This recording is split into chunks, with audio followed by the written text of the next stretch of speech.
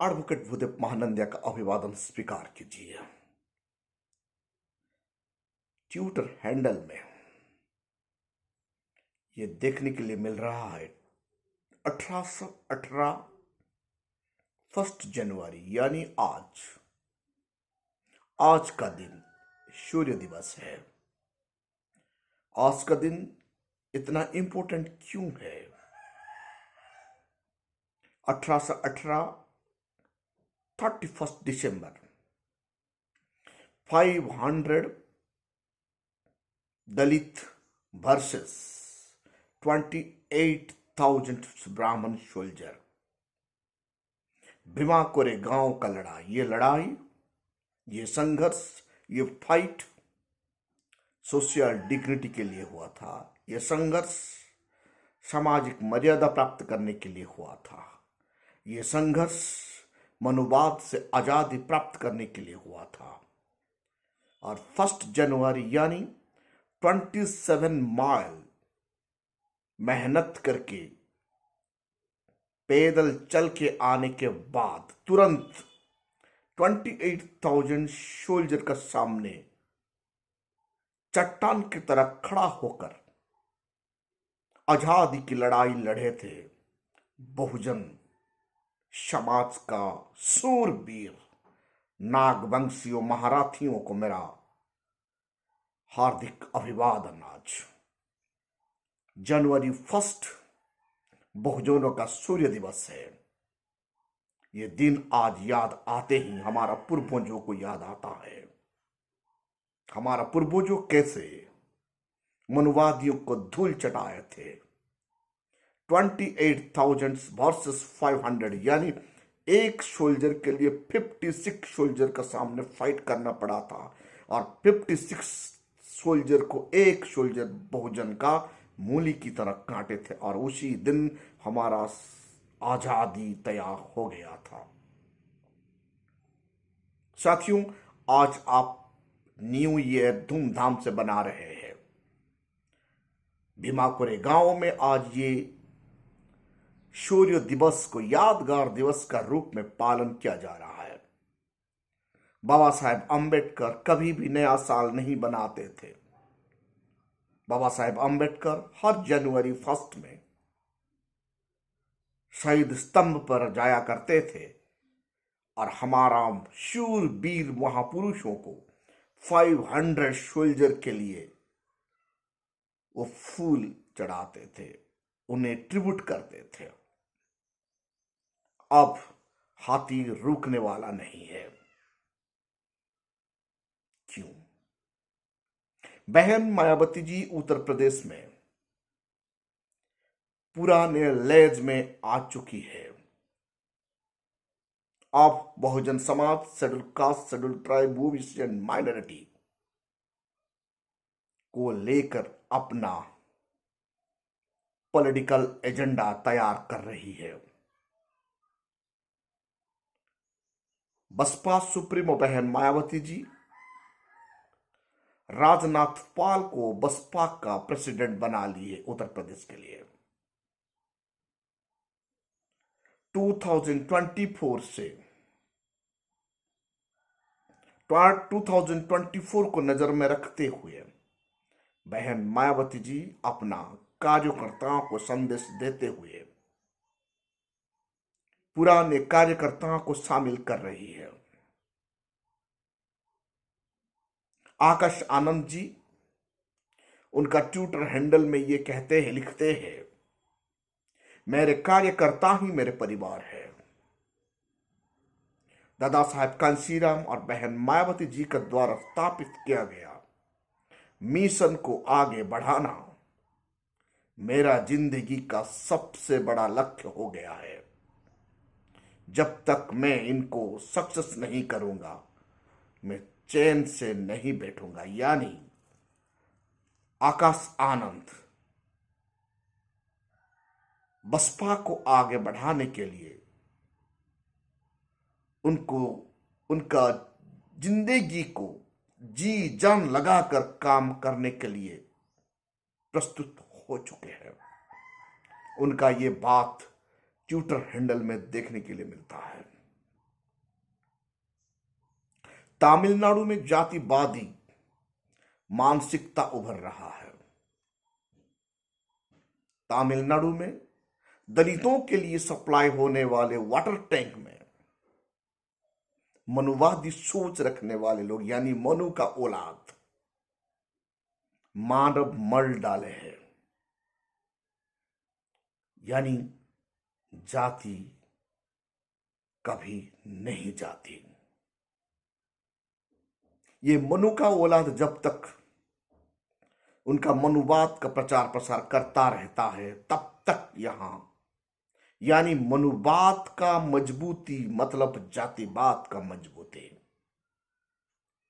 जो वाटर दलितों के लिए वाटर टैंक से जो पानी मिल रहा था, ये मनु का औलाद का इतना नीच मानसिकता है, उस वाटर टैंक में मानव मल डाल दिए।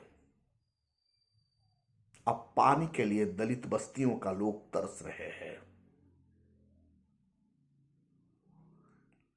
साथियों, तमिलनाडु का सीएम स्टालिन ये ऐलान कर दिए हैं कि जितनी भी सरकारी जमीन पर मंदिर बना हुआ है और जितने भी मंदिर का जमीन है, उस जमीन पर महाविद्यालय यानी यूनिवर्सिटी और स्कूल कॉलेज और इंस्टीट्यूशन बनेगा। खबर को अंत तक जानने के लिए आप जुड़े रहिए। साथियों, अब हाथी रुकने वाला नहीं है।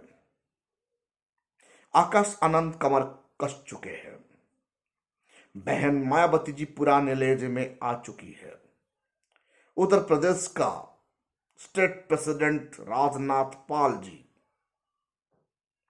मजबूती का साथ यूपी में अपना कार्यकर्ताओं के साथ काम शुरू कर दिए हैं। इधर आकाश आनंद जी ये प्रतिज्ञा कर लिए हैं कि उनका कार्यकर्ता ही उनका परिवार है। साहब कांशीराम और बहन मायावती जी के द्वारा स्थापित किया गया मिशन, उनका खून पसीने से बनाया गया पौधा को लगातार सींचेंगे। इनको बचाने के लिए, इनको बढ़ाने के लिए आकाश आनंद जी जीवन भर लगा रहेगा। ऐसे संदेश दिए हैं ट्विटर हैंडल में आकाश आनंद जी। इससे प्रतीक हो रहा है अब हाथी रुकने वाला नहीं है। बसपा सुप्रीमो बहन मायावती जी अपने कार्यकर्ताओं के साथ डायरेक्ट मुलाकात कर रही है। हम सब जानते हैं संविधान को बचाने के लिए पार्लियामेंट का अंदर घुसना पड़ता है। पार्लियामेंट का अंदर घुसने के लिए बाबा साहेब अंबेडकर का द्वारा दिया गया आर्टिकल 5 यानी वोट का ताकत जो मिलता है, सिटीजनशिप जो मिलता है, उन्हें सही इस्तेमाल करना बहुत जरूरी है। जब हम सही इस्तेमाल इन्हें नहीं करेंगे तो संविधान को बचा नहीं पाएंगे। हम लोगों को ब्राह्मणवाद मनु का औलाद से सीखना चाहिए।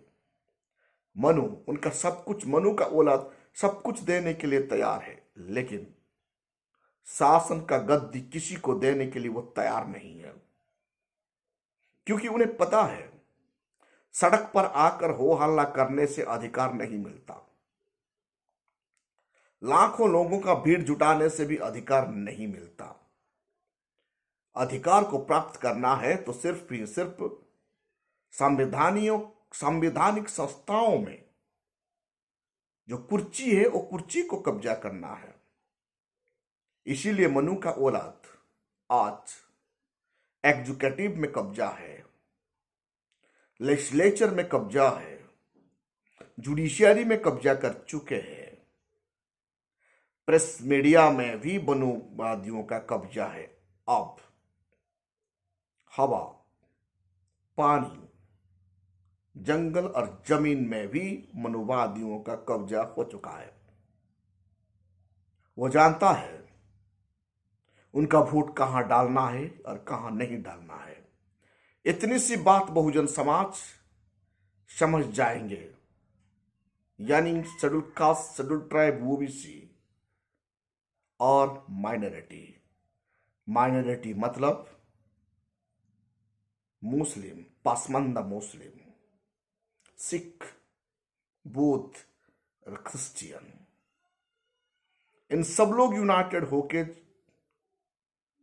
हाथी को चलाएंगे तो 2024 में संविधान बच जाएगा। तब जाति नष्ट होगा। आर्टिकल 17 के तहत एबोलिशन ऑफ द कास्ट होगा। बाबा साहेब अंबेडकर का द्वारा लिखा गया वॉल्यूम 1 साकार होगा। वॉल्यूम 1 में एनिलेशन ऑफ द कास्ट में बाबा साहेब अंबेडकर का यह कोशिश था जात पात को विनाश करने के लिए। जब यह संभव हो नहीं पाया, इन्होंने आर्टिकल 17 के तहत एबोलिशन ऑफ अनटचेबिलिटी रखे। लेकिन आज तक हम लोगों ने वोट का ताकत को सही से इस्तेमाल कर नहीं पाए, इसलिए आर्टिकल 17 आज तक इंप्लीमेंट हो नहीं पाया। इनको इंप्लीमेंट करना है तो वोट का ताकत को सही से इस्तेमाल करना बहुत जरूरी है। मनु का औलाद युग युग में, उनका वक्त वक्त में उनको सही से इस्तेमाल करके आज हर कोई संवैधानिक संस्थाओं में उनका कब्जा हो चुका है। बस उतना ही बहुजन समाज को मिलकर करना है। साथियों, इतने से काम हम नहीं करेंगे तो हम हमारा नस्ल को फिर गुलाम का रूप में देखने के लिए तैयार रहना होगा। नहीं, आप आपका नस्ल को आजादी और शासन करने के रूप में देखने चाहते हैं तो बाबा साहेब अंबेडकर का द्वारा दिया गया वोट का अधिकार को सिर्फ बहुजन का हित के लिए इस्तेमाल करना बहुत जरूरी हो चुका है। नहीं तो बहुजन समाज का नस्ल बेबसी, भुखमरी, अशिक्षित, अज्ञान के कारण मर जाएंगे और ये नस्ल बर्बाद हो जाएगा। संविधान को बचाना है, बहुजन समाज का नस्ल को बचाना है तो वोट का ताकत को सही से इस्तेमाल करना बेहद जरूरी है। मनु का बच्चे वोट का ताकत को सही से जानते हैं, इसीलिए साम दाम दंड वेद करके हर कोई वोट को, एक एक वोट को ये लोग कब्जा करके ले रहे हैं। साथियों, तमाम बहुजन समाज का लोग बुद्धिजीवियों को 2021 जनवरी का पहला दिन भीमा कोरे गांव को याद करते हुए आज से हमारा कमर को कसना चाहिए।